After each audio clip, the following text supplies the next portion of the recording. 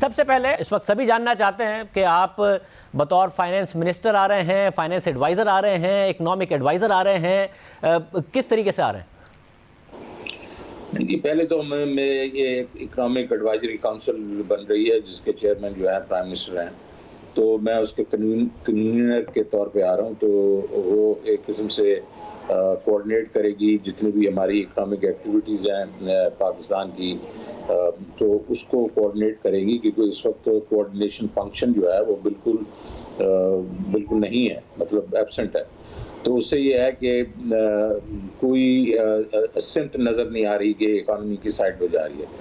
تو اس کا کنوینر ہونے سے ظاہر ہے کہ میں ہیلپ کر سکوں گا اپنا اس گورنمنٹ کو. لیکن اس کے بعد ظاہر ہے کہ یہ بھی میرے سے پوچھا گیا کہ میں کسی عہدے پہ آنا پسند کروں گا کہ نہیں. تو میں نے ان کو کہا کہ دیکھیں اس وقت میرا ایک نیب نے اپیل کی ہوئی ہے، اس کے بیچ میں اپنا اپنا ہائی کورٹ میں، اور وہ میرے فیور میں ہی جا چکا ہے یہ نتیجہ، لیکن انہوں نے اپیل کی ہوئی ہے. تو یہ اپیل جس وقت بھی ختم ہوئی تو انشاءاللہ پھر دیکھیں گے کہ ہم کوئی اور مثبت رول میں لے سکتا ہوں یا نہیں. مگر طیب صاحب، جو معیشت کے مسائل ہیں، جو ایڈوائزری رول ہے، ظاہر یہ حکومت آئی اس وقت بھی انہوں نے مختلف کمیٹیز بنائی اور بڑے لیڈنگ اکانومسٹ بھی اس میں رکھے، مگر پھر اس کا وہ اثر نہیں رہتا ہے. تو جب تک آپ ڈیسیشن میکنگ میں نہیں ہوں گے، آپ کو لگتا ہے آپ کوئی فرق ڈال پائیں گے؟ نہیں، میں زیادہ فرق تو نہیں ڈال سکتے، آپ کی بات صحیح ہے.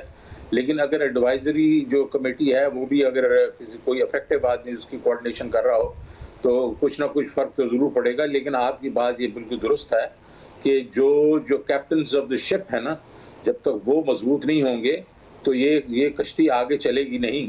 لیکن یہ ہے کہ میں نے آپ کو مجبوری بتا دی، اور میرا پرنسپل ہے کہ میں اگر میرے پر کوئی کیس اگر بنا ہوا ہے، حالانکہ یہ اس وقت تو یہ اونس جو ہے وہ نیب پہ ہے کہ وہ اپنی اپیل کر رہے ہیں، کیونکہ مجھے تو انہوں نے بری کر دیا ہے.